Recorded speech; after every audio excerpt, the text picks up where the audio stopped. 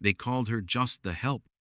A stunning 28-year-old black waitress with curves that could stop traffic and intelligence that could run Wall Street. Yet invisible to Chicago's elite who see only her uniform.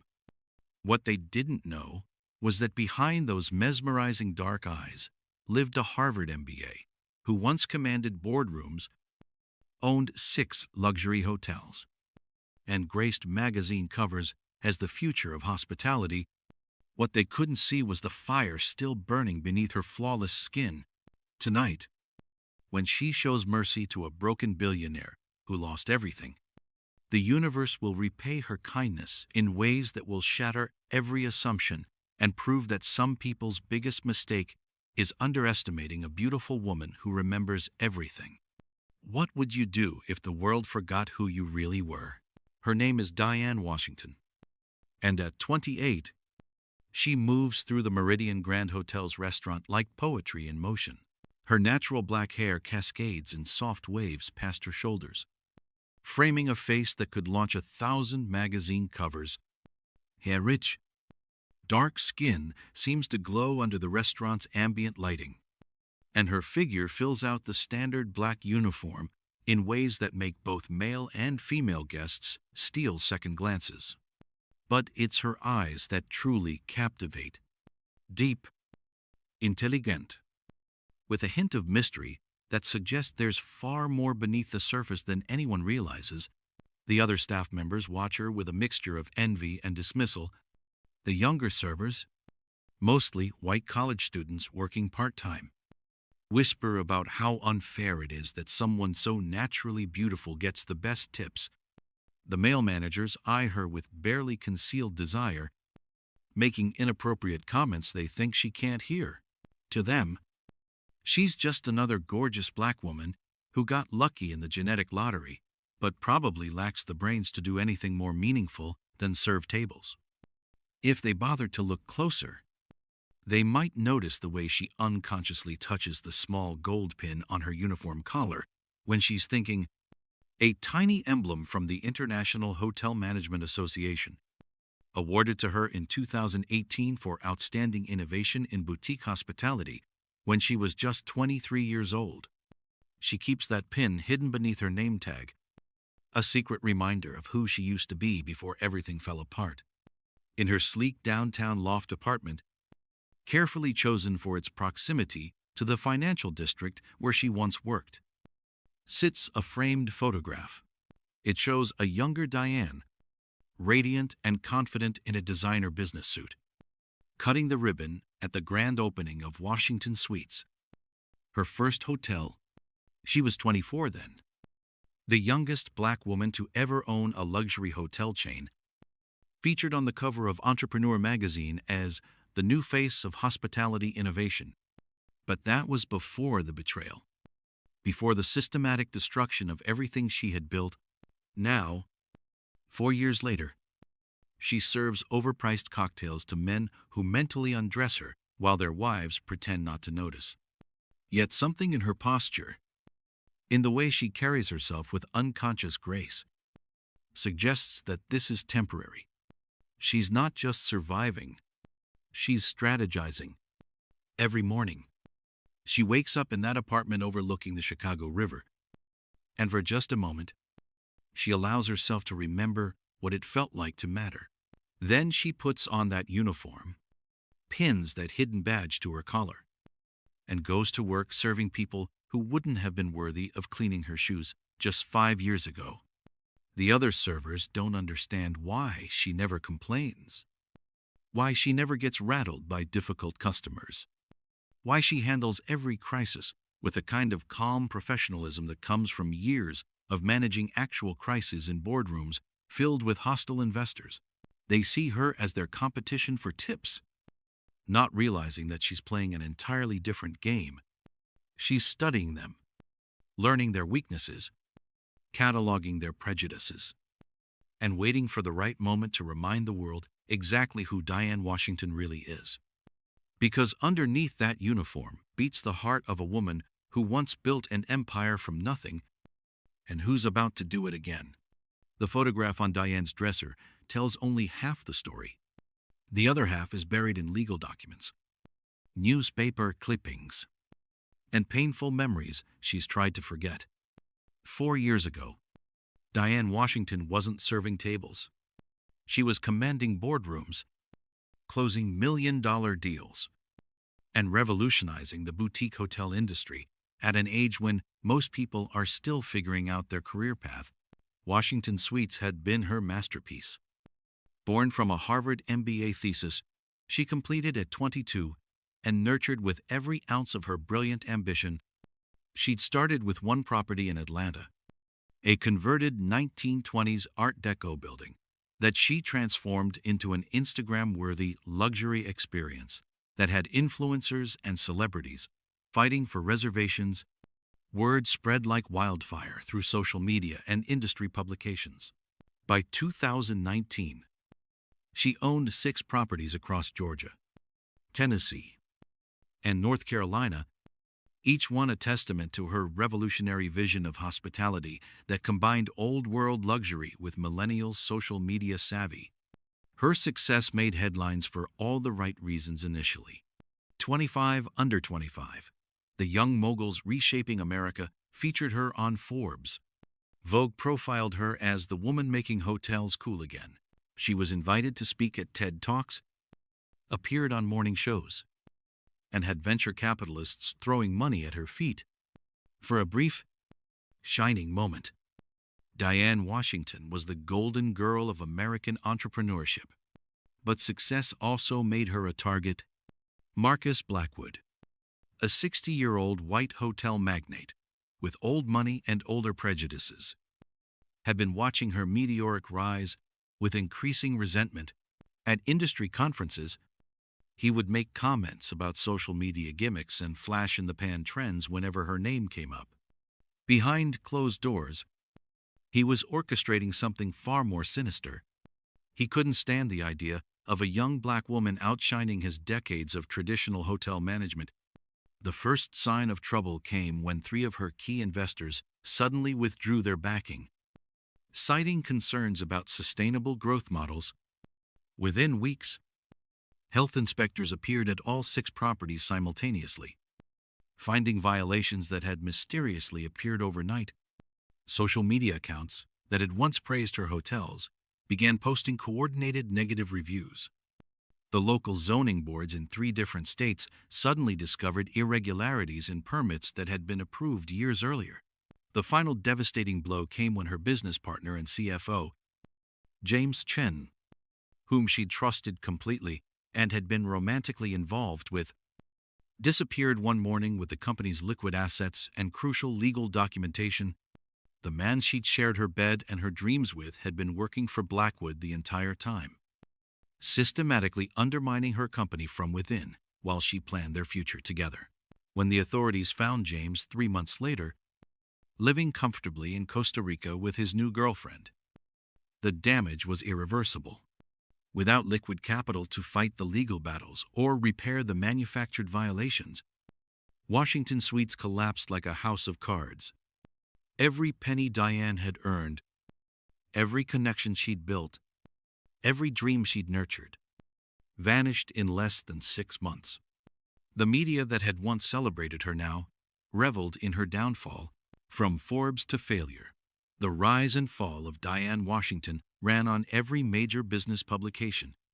The same platforms that had made her famous now destroyed her reputation with surgical precision. By 2021, Diane Washington had lost everything. Her hotels, her fortune, her reputation, and her faith in love. She discovered through private investigators she could barely afford that Blackwood had acquired 3 of her former properties for pennies on the dollar, rebranding them under his Blackwood International umbrella, while implementing many of the innovative concepts that had made Washington Suites legendary. The humiliation doesn't come all at once. It builds slowly, layering insult upon indignity until the weight becomes almost unbearable. At the Meridian Grand, Diane has learned to expect the casual cruelty that comes with being invisible to people who view service workers as extensions of the furniture. There's Bradley Morrison, the hotel's assistant general manager, a 35-year-old Harvard MBA, who treats the staff like they're personally responsible for his disappointment in life. He has a particular talent for making Diane feel small, calling her girl despite her being nearly 10 years his senior. Girl. Table 12 is still waiting for their wine. He'll snap, his voice dripping with the kind of condescension that makes her jaw clench. When she corrects him, quietly mentioning that her name is Diane, he laughs and says, "Sure. Whatever. Just do your job." The restaurant's head chef, Antoine Dubois, a temperamental Frenchman who treats his kitchen like a battlefield, has his own way of cutting her down.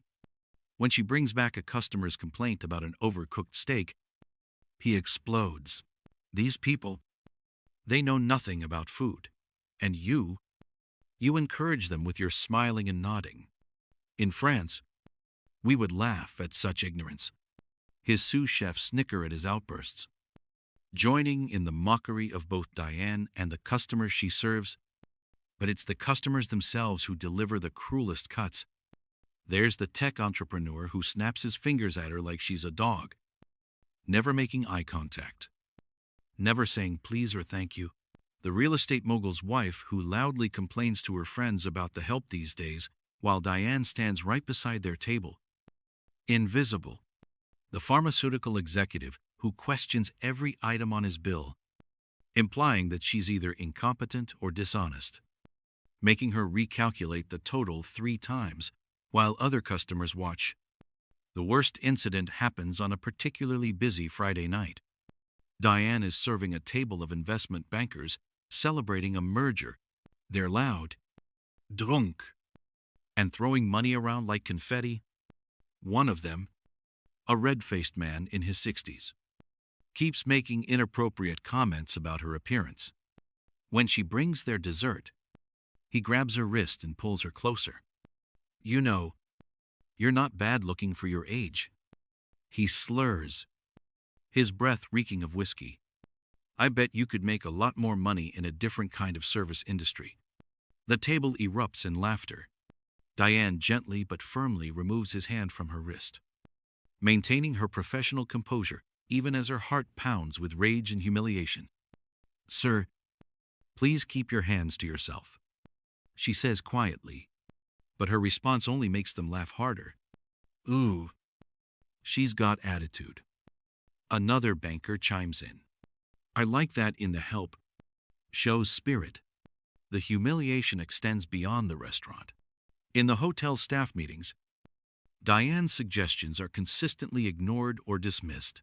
When she mentions ways to improve the guest experience, drawing on her decades of industry knowledge, the younger managers exchange glances and move on without comment. They treat her input as if it's coming from someone who couldn't possibly understand the complexities of luxury hospitality. The hotel's general manager, Patricia Hartwell, a polished woman in her 40s who prides herself on being progressive, has her own subtle ways of marginalizing Diane. During employee reviews, she praises Diane's work ethic and reliability, but never acknowledges her intelligence or expertise.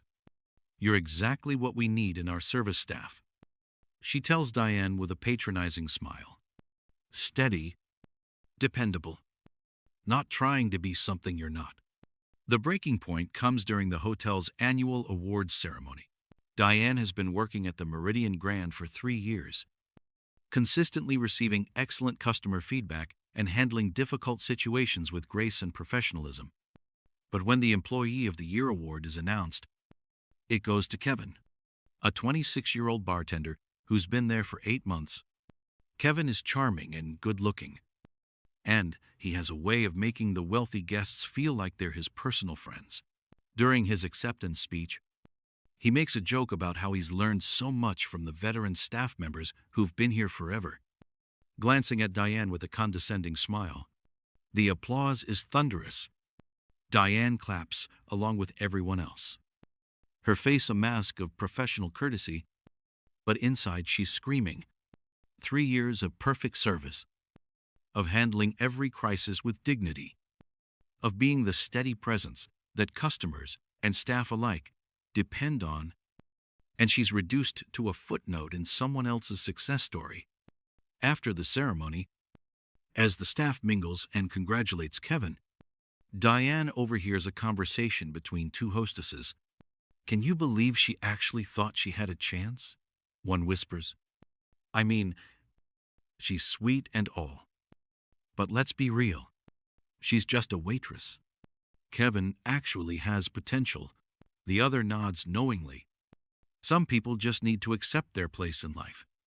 Diane excuses herself and walks to the staff bathroom, where she stares at her reflection in the mirror. The woman looking back at her is a stranger.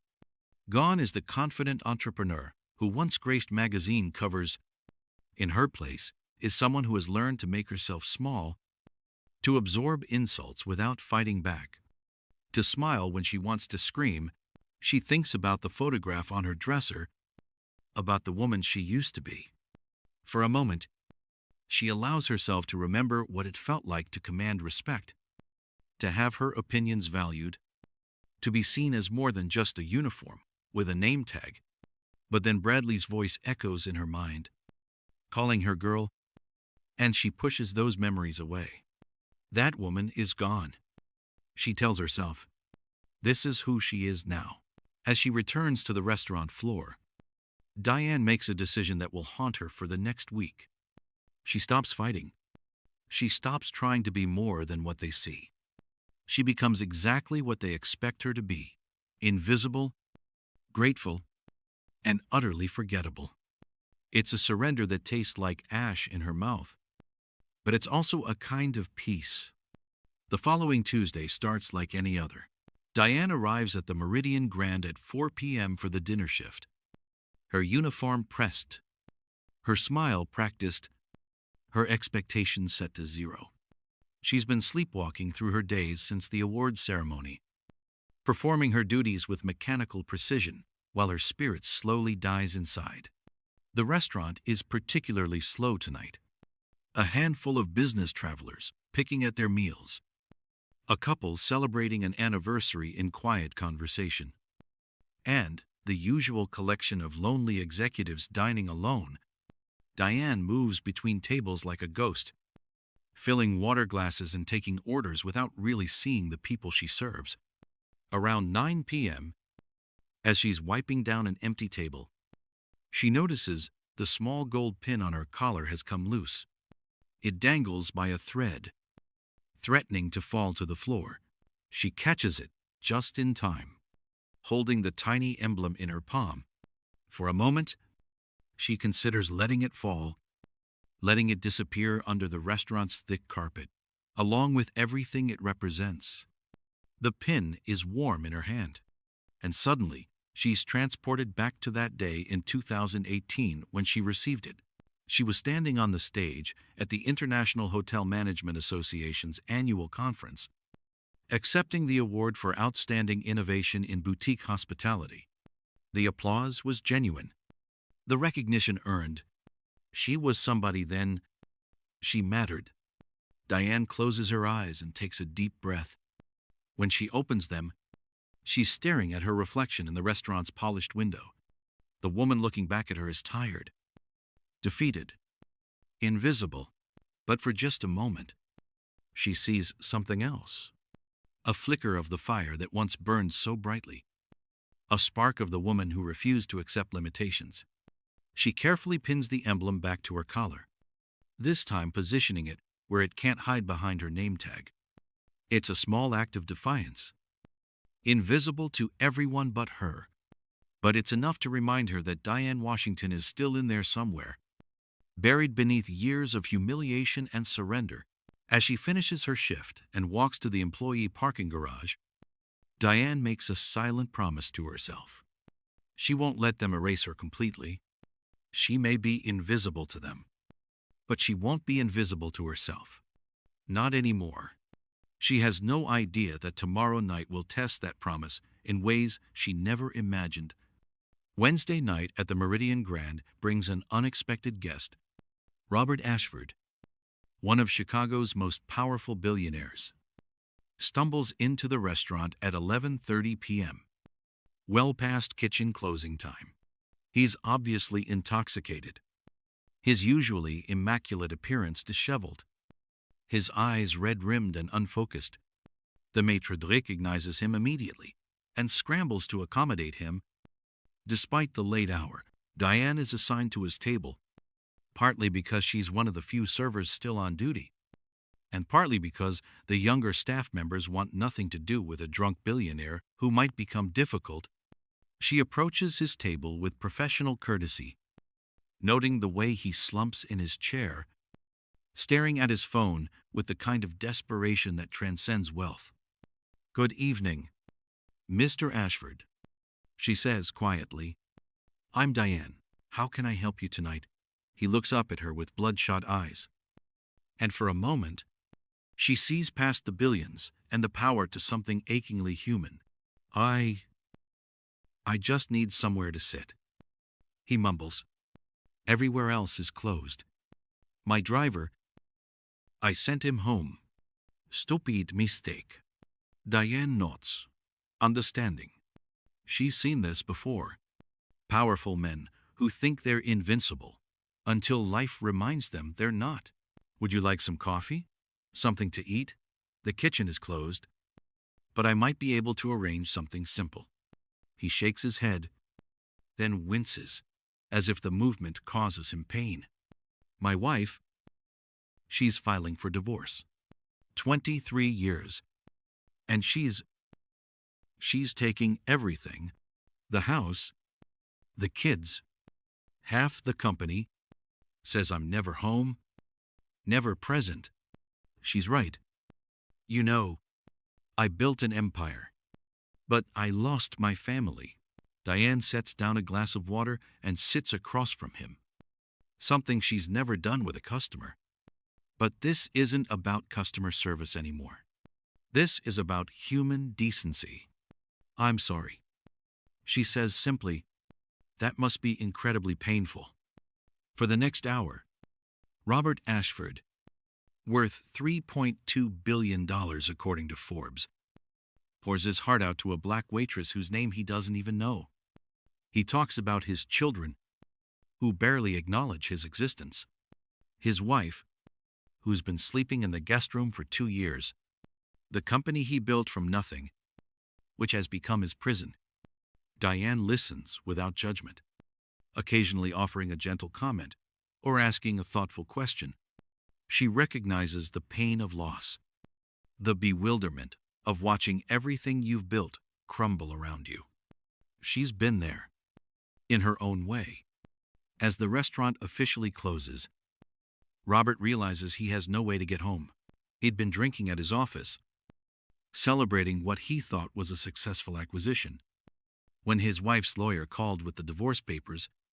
In his emotional state, he'd sent his driver home and walked the streets of downtown Chicago until he found himself at the Meridian Grand. "I can't call my driver." He slurs slightly, though embarrassed. "Can't let him see me like this. The newspapers, if they found out." Diane makes a decision that will change both their lives. "I'll drive you home," she says quietly. "I finish my shift in 20 minutes. My car isn't much, but it's reliable." Robert stares at her in surprise. You would do that? For me? You don't even know me." "I know enough." Diane replies, "I know you're hurting, and I know you need help getting home safely. That's enough." 20 minutes later, Diane helps Robert into her 10-year-old Honda Civic. The contrast is almost comical. One of America's wealthiest men folding himself into the worn fabric seats of a car that costs less than he spends on a single meal, but Robert doesn't seem to notice. He's too busy marveling at the kindness of a stranger. The drive to his Lincoln Park mansion takes 30 minutes. Robert lives in a part of Chicago that Diane has only seen in movies, where houses cost more than most people make in a lifetime. As they pull up to his gate, he turns to her with tears in his eyes. "Why?" he asks. Why did you help me? I'm nothing to you. Less than nothing. I'm probably everything you have reason to hate. Diane turns off the engine and looks at him directly because 20 years ago, when I lost everything I had built, when I was broken and alone and scared, I wished someone had shown me the kindness you needed tonight.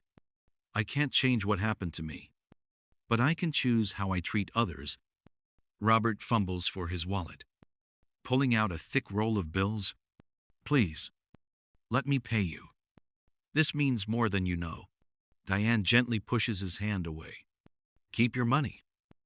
Mr. Ashford, just be a better father to your children than you were a husband to your wife. That's payment enough. As Robert stumbles toward his front door, he turns back one more time. What's your name? He calls out. Your full name? Diane Washington. She replies, and Mr. Ashford, tomorrow is a new day. Make it count. She drives away, not knowing that Robert Ashford will spend the next 6 hours researching her name, discovering her story, and planning something that will turn her world upside down. For now, she's just a waitress who showed kindness to a stranger. But by tomorrow night, she'll be something else entirely. The next morning, Diane wakes up to find 12 missed calls on her phone, all from the same number, all from the same person. Patricia Hartwell, the Meridian Grand's general manager. Diane's stomach drops. In 3 years of employment, Patricia has never called her at home. Something is very wrong. She calls back with trembling fingers. Patricia's voice is tight, with barely controlled panic. Diane, I need you to come in immediately. We have a situation. An hour later, Diane walks into the hotel's executive offices, a place she's never been invited before. Patricia is there, along with Bradley Morrison, the assistant general manager, who usually treats her like furniture. But today, Bradley won't even make eye contact. Both of them look like they've seen a ghost. Diane, Patricia begins, her voice unnaturally formal. We've received some interesting information about your background. Information that perhaps you should have disclosed when you were hired. Diane's blood runs cold. After 4 years of anonymity, someone has discovered her past. What kind of information?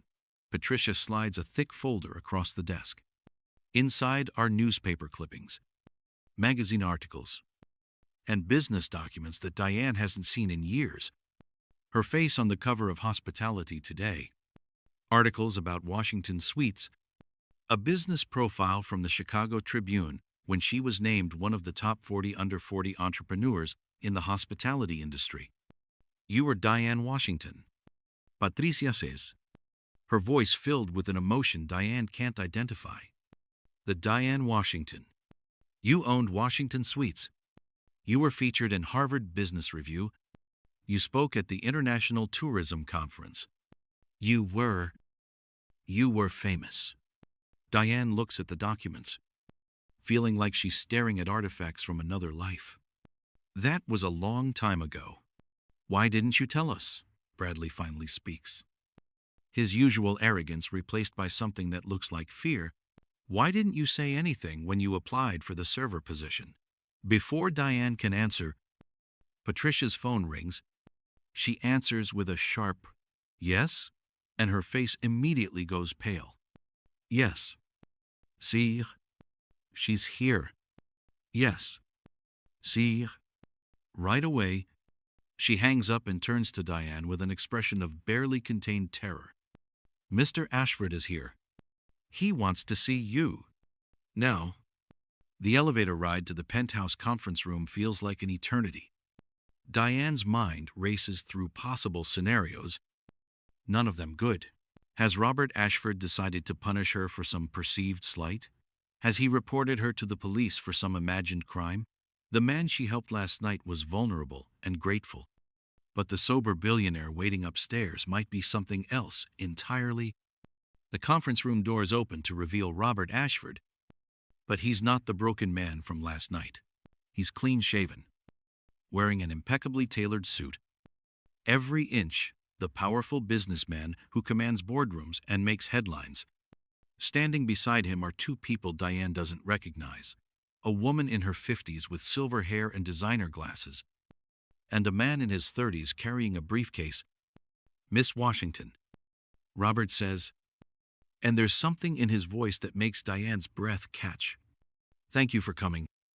Please, sit down." The next hour changes everything. Robert introduces his companions, Margaret Chen, a forensic accountant, and David Rodriguez, a private investigator. Over the past 18 hours, they've been working around the clock to piece together Diane's story. Not the sanitized version that the media reported 4 years ago, but the truth. "I know what Marcus Blackwood did to you," Robert says quietly. "The coordinated harassment campaign, the bribed inspectors, the stolen assets, your business partner who disappeared with your money, all of it." Diane stares at him in shock. "How could you possibly know that?" Margaret Chen opens her briefcase and pulls out a thick file. "Because we found James Chen, your former business partner. He's been living in Costa Rica under an assumed name, but money leaves a trail. We've recovered detailed records of every transaction, every bribe, every illegal action taken against your company." David Rodriguez slides another folder across the table. "We've also documented Marcus Blackwood's systematic campaign to destroy your reputation, the planted stories in trade publications, the false reports to health inspectors, the pressure on your investors. It was all coordinated, all deliberate, and all completely illegal." Diane's hands shake as she opens the files. Everything is there. Bank records, email communications, recorded phone calls, witness statements, the evidence she needed 4 years ago to save her company, finally assembled in neat manila folders. "Why?" she whispers. "Why are you doing this?" Robert leans forward, his eyes intense. "Because last night, a waitress I'd never met before showed me more kindness than I'd received from anyone in my own family in years. Because you helped a stranger when you had no reason to, and asked for nothing in return. Because when I went home and researched your story, I realized that what happened to you was not just a personal tragedy, but a crime that was never prosecuted." He pauses, letting his words sink in. "And because I have the power to make it right," Margaret Chen speaks up. "Miss Washington, we've filed criminal charges against Marcus Blackwood for fraud, conspiracy, and racketeering. We've also filed a civil suit seeking damages for the destruction of your company. Conservative estimate put your loss at over $50 million. But that's not all." Robert continues. "Marcus Blackwood owns 6 properties in the Chicago area, hotels that he acquired through fraudulent means, including 3 that were originally yours.